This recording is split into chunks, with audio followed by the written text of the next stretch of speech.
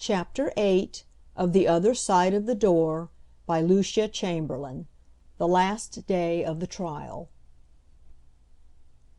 After the restless crowd, craning necks, shifting feet, half-caught sentences, excited, alert, like a nervous horse dancing at a shadow, ready at the vaguest rumor to rush into a sensation, how quiet, prosaic, and even peaceful the courtroom seemed! That morning, when we entered, it was only partly filled, and in the space behind the railing the clerk of the court was scribbling, the lawyers were lolling, certain individuals looking like janitors were wandering idly about, and at his high desk the judge was writing steadily, his fine white hand moving across the paper, his eyes now and then glancing aside as if he were thinking and paying no attention at all to what was going on in the room around him. It was reassuring in a way, as if after all nothing remarkable were going to happen. Some women came in all in a group. Among them Hallie Ferguson, her mother hanging back in her wake, as if she were being towed along in spite of herself. Hallie came over to where we sat, and began to whisper in my ear some long story of something which she was deeply absorbed in at the moment. This, too, had a habitual and pleasant feeling about it. Even when, with a black veil over her face, sweeping in folds down the length of her dress, the Spanish woman came in, it was hard to believe that she was that same terrible creature who had stood before me only the day before yesterday telling me I should never leave her house. She took one of the chairs which had been placed along the wall, so that instead of facing the judge's desk she fronted the crowd, and threw her veil back. She looked whiter than I had ever seen her, as if she were deeply powdered, and this had the effect of a mask.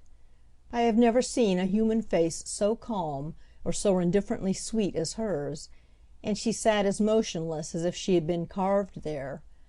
One heard the whisperings around the room, saw the nudges and the twisting of heads, but it was as if she did not see or know them.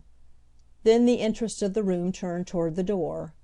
With that queer instinct of a crowd, which knows before it sees, the whole room knew that the prisoner was coming before there was a glimpse of him visible. He walked up the aisle, looking remarkably fresh and calm, as if he were here on the merest matter of business. As soon as he was seated he turned his head and glanced behind him, and I thought his eyes rested first on that place where I had sat the week before.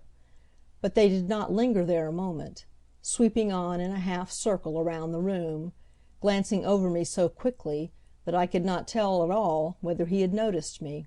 I thought he had been looking for someone, though it couldn't have been the Spanish woman, since she sat in plain sight on the other side of the room. The court filled rapidly. Young men whom I knew came in, and evidently one or two of these knew Johnny Montgomery, for they walked up and into the railed enclosure where he sat, shook hands with him, and stood talking with him. I could not but believe that at any time he pleased he could rise and leave the court as freely as those others could have done. The thing going on here which they called a trial had the appearance of being just a pretense, a play. At last one of the men who had been wandering aimlessly among the tables came forward and intoned those words which I could never understand, but which nevertheless always brought quick order. Then there was some exchange of words between the lawyers on the other side of the rail, now with the judge, now with one another, and now it was the clerk of the court who was speaking, and I couldn't repress the absurd feeling of surprise that they should turn their backs and mumble so, since it appeared irresistibly to me that we were an audience, and the thing was being done for our benefit. I was trying to make out what it was that Mr. Jackson had been saying to the judge, since it seemed to make for much smiling, when above the rustle and whisper I heard again the voice of the clerk calling out. There was a moment's wait. Then he raised his tone. I heard, and the words went pealing through me. "Eleanor Fenwick! Eleanor Fenwick!" I sat gazing pitifully at him while he chanted it out in that monotonous, singing voice. "Ellie!" father whispered. I rose, then realized with a sense of desertion that father was not coming with me. I would have to be alone. Feeling strange, oh, very strange, with the echo of my own name still ringing in my ears, I pattered up the aisle toward the railing. As I advanced I felt as if I were walking away from all the world. I heard the movement and the stir of it behind me. In front I saw only the faces of the lawyers, of the clerk, of the judge, and these all seemed without any feeling, as if they were not people at all.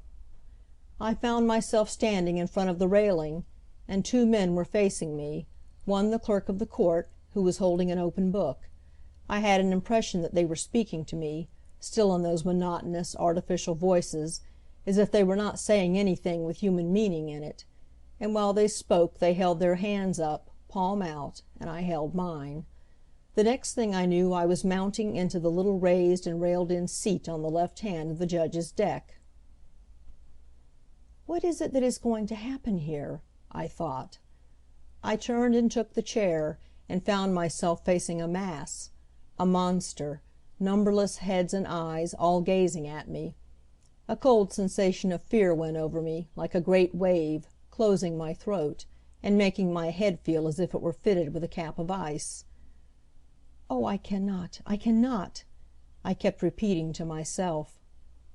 But, while it still seemed to me as if I should never make another sound, I heard a voice asking me my name. I recognized it as Mr. Dingley's. To see him standing up there and gravely, as if he had never seen me before, putting that question was indeed absurd. It was impossible to be frightened with such laughable procedure. He asked me my age, my place of residence, when he knew both very well, then, where I had been walking when I heard the shot, and with these questions I was familiar, having answered them all the day in the library, so it made the speaking now a little easier. And finally when he said, "Now tell the court and the gentlemen of the jury as well as you can remember exactly what you saw," my only thought was, "Oh, how often I have repeated this before. Will there never be an end of it?" But as I began I was aware that the judge's pen, which had been steadily scratching ever since the court had opened, had ceased, and, as I went on, all the rustling and whispering in the room fell silent. The stillness made the place seem immense, and for a little while my voice went on through the silence like a tiny thread. And now it had stopped. I had come to the end of what I knew. It had been so small a thing to say, but the silence was so deep I dared not look around.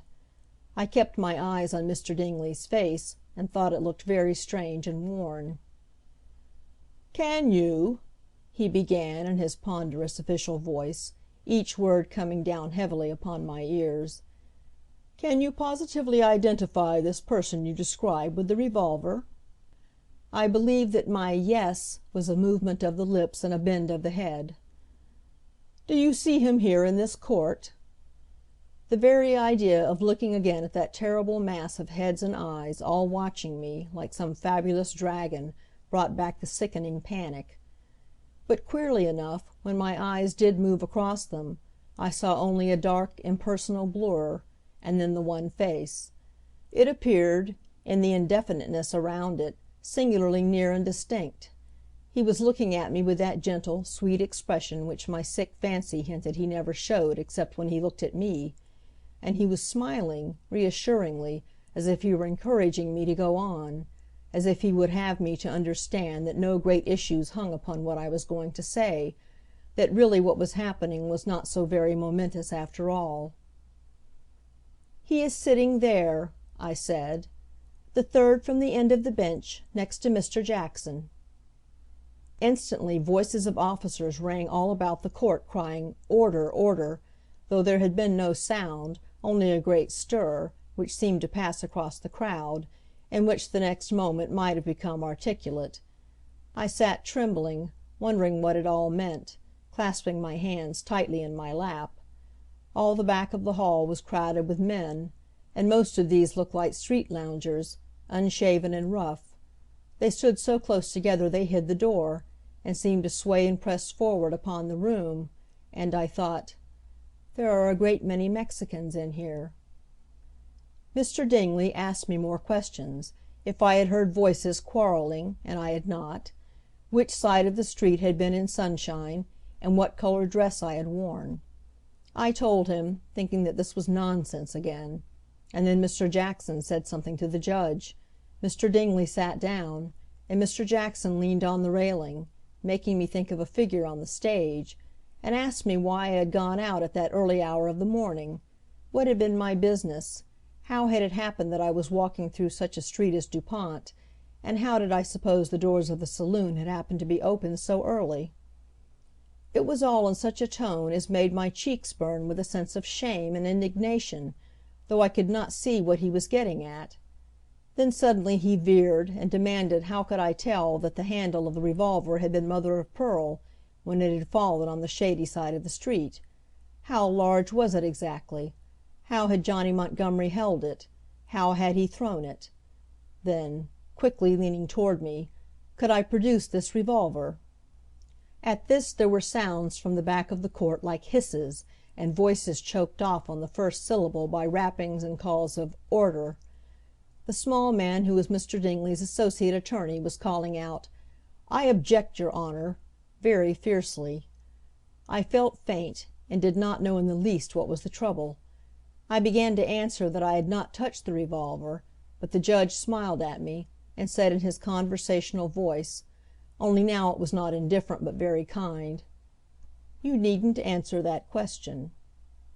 So I said, "Thank you."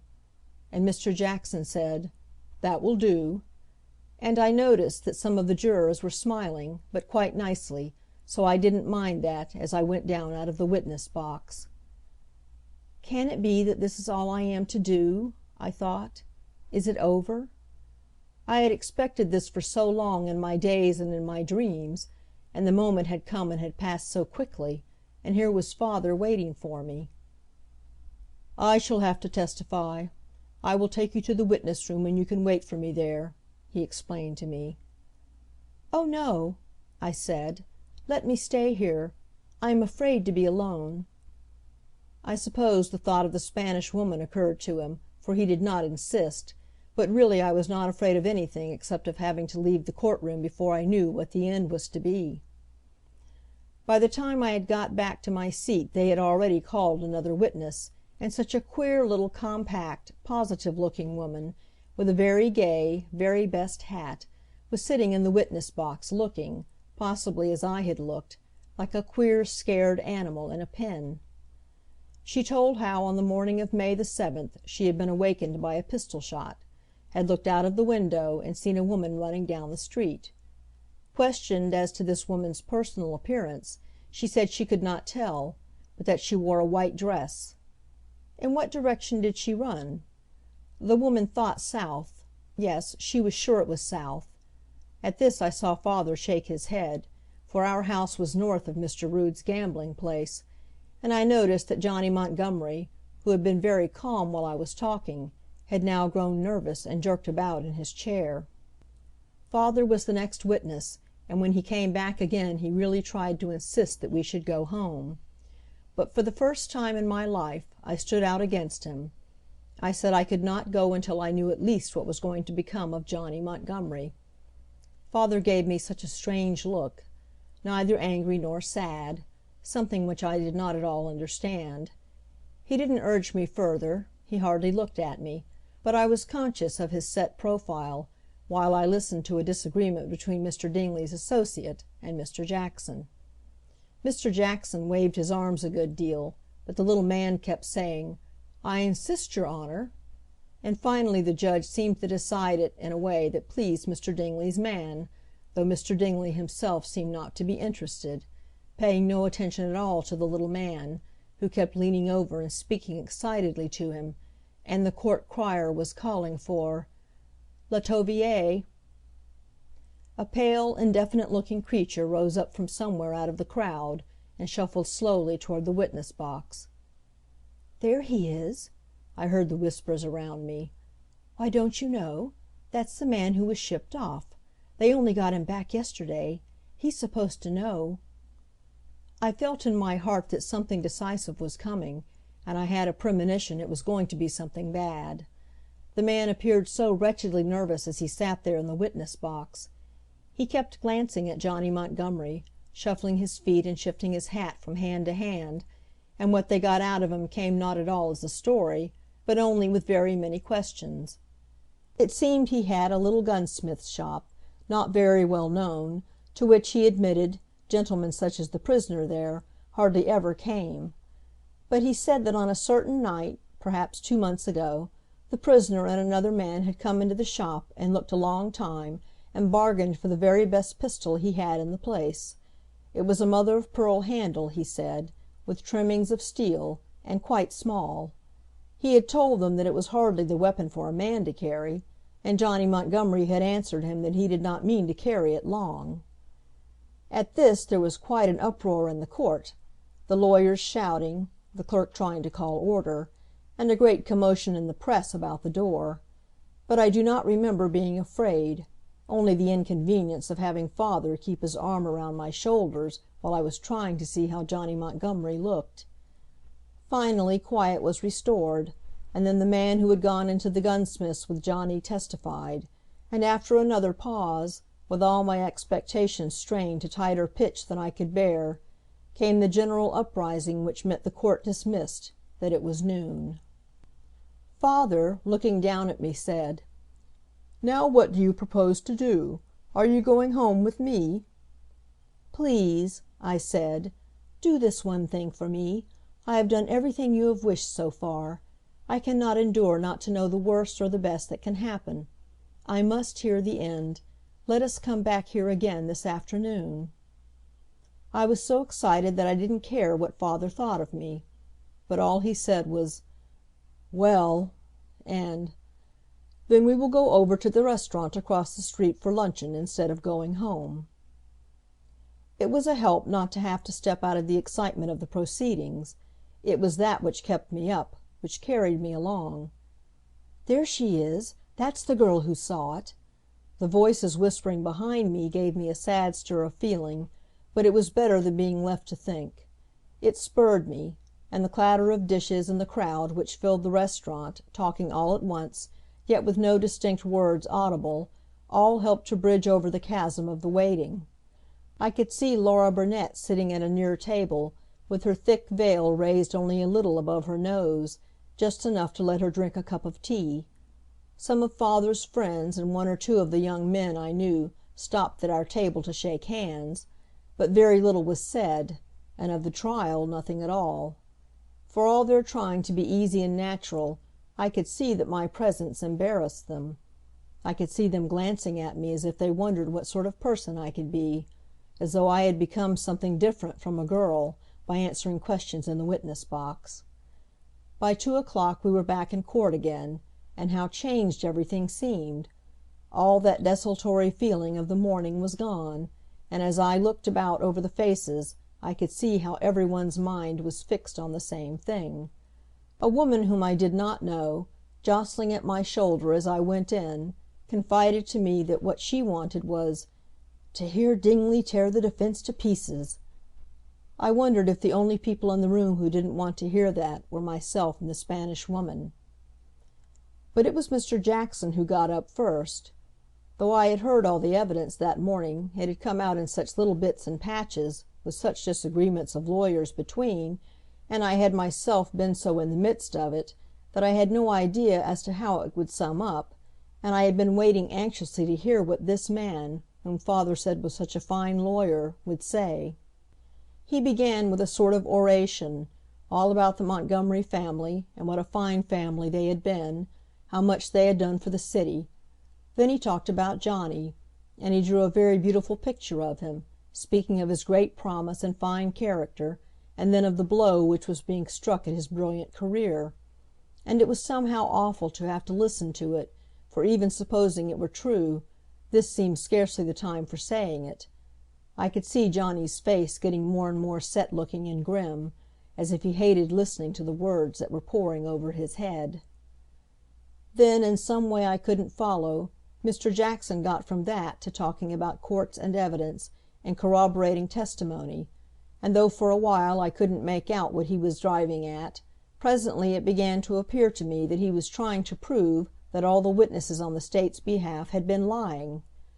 He was wonderfully clever in his way of making the testimony seem improbable.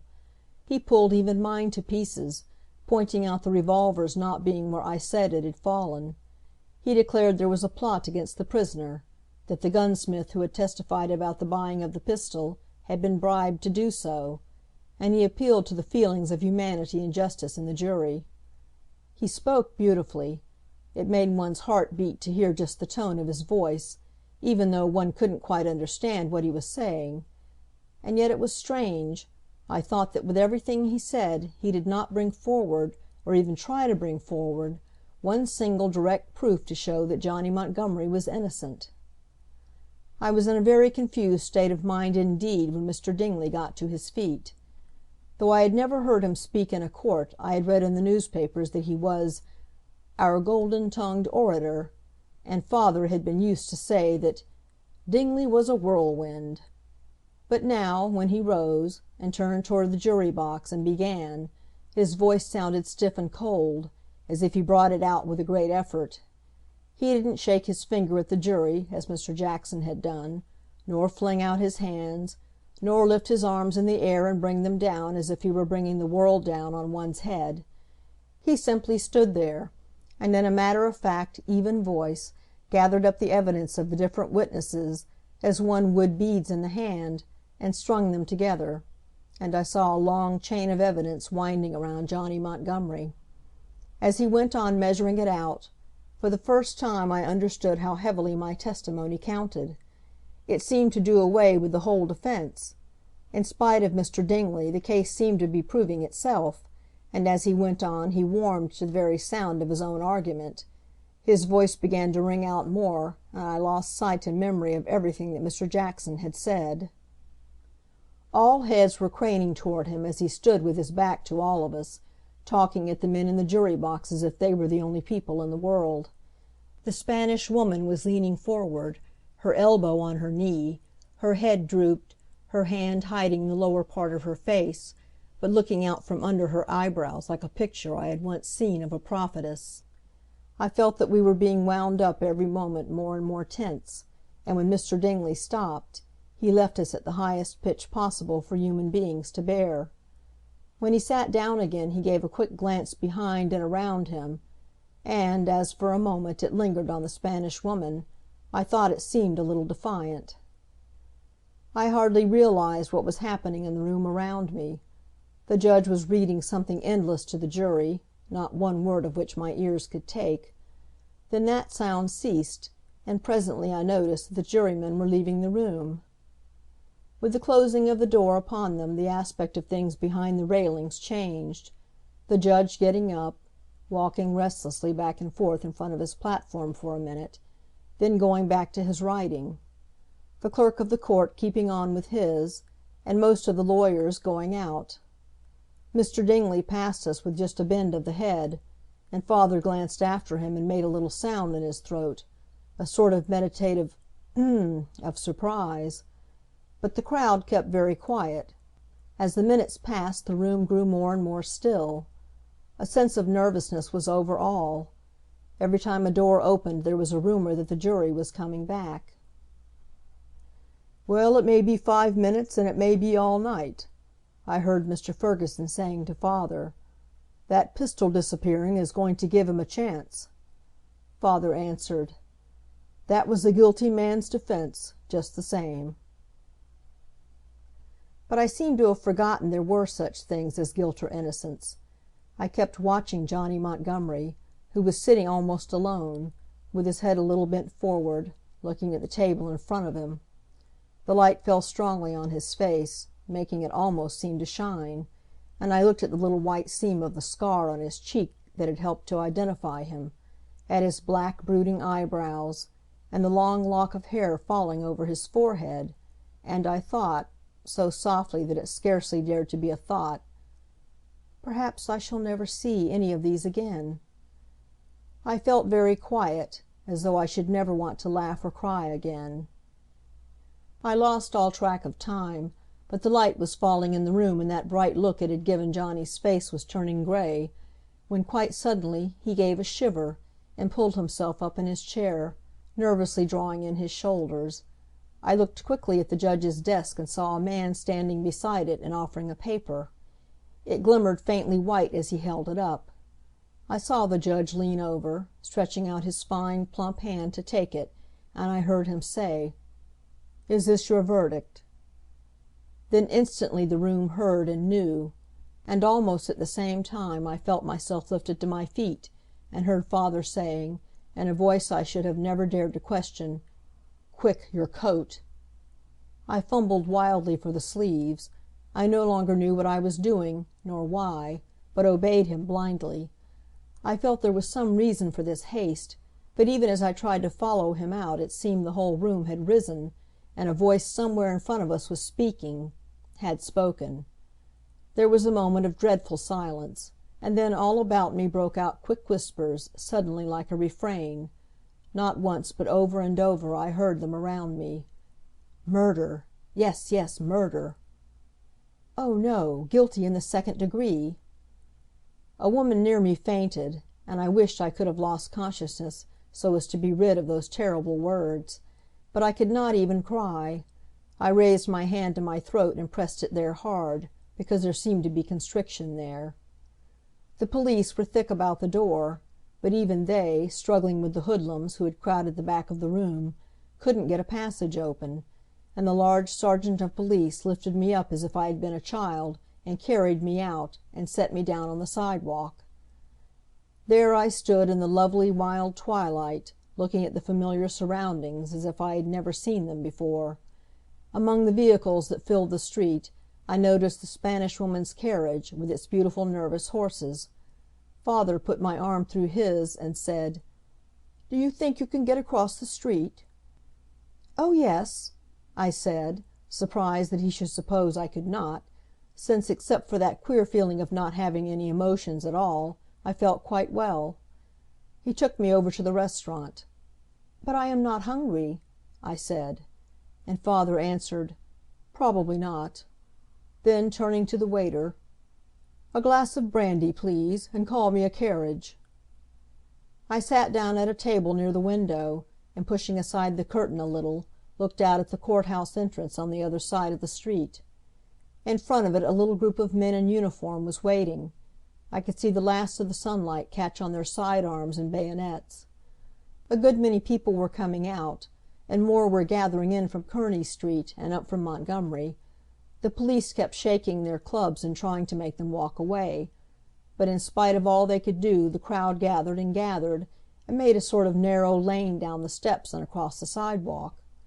Presently the Spanish Woman's carriage drew up just opposite this narrow way, and down the steps she came, like a queen, with her black veil sweeping over her face, stepped in and was carried quickly down the street. But as she passed, I saw that her head was bent, and that she was holding a handkerchief in front of her face. I swallowed the brandy in a few gulps, scarcely knowing what it was, and kept watching the prison door, for I had the greatest longing to see Johnny Montgomery again. But presently our carriage came, so I had to go out and get into it. Just as we were making the turn across the street, I was face to face with the prison door, and at that moment they brought him out. The guard passed close to us, and I saw his face as white and set as if he were already dead. I have killed him, I thought, though that thought did not bring me any special feeling. For a few moments we seemed to be caught in the crowd. The driver couldn't get forward with the horses, and I could turn my head and watch the little escort moving off down the street. It was after sunset now, just beginning to be dusky. The sad gray twilight was over everything, and as the figures retreated they merged into a single dark mass in the throat of the street. As this mass reached Jackson Street corner there was an outcry. In the peaceful stillness of the evening it came with a shrill, terrifying sound. The crowd at the corner broke and scattered before a rush of horsemen. They seemed to come from all sides and meet in the middle of the street. Then we couldn't see the guard, but shots rang out, yells, and then more firing, and the mounted men swept on across the street. Men on foot were running after them and firing. In their wake a wounded horse was rolling on the ground, and there was something else sprawled away from it that might have been a man. I had just a glimpse before the crowd closed in upon it. "Stay where you are," father said, and jumping out of the carriage he ran up the street. Other men were running past. The horrible thought of the Vigilance Committee turned me sick. I called to the driver to go forward, but already the crowd was swarming on both sides, and our progress up the street was very slow. As we drew near the place a man in the uniform of the Guards, with blood running down his face, went staggering by, another man supporting him, and I heard him groaning out, "I don't see how it happened. My God, I don't see how it happened." Another man, a young man, with his coat tails flying, and his silk hat knocked over his eyes, burst out of the crowd close beside the carriage. I recognized the dandy, Jack Tracy. He was so near I could have touched him, and for one moment I forgot all about being a lady. I grasped him by the sleeve. "Tell me, for heaven's sake, what has happened?" He fairly glared at me, so excited that I believe he didn't recognize me. "They've got him, the Mexicans. He's gone." Chapter 8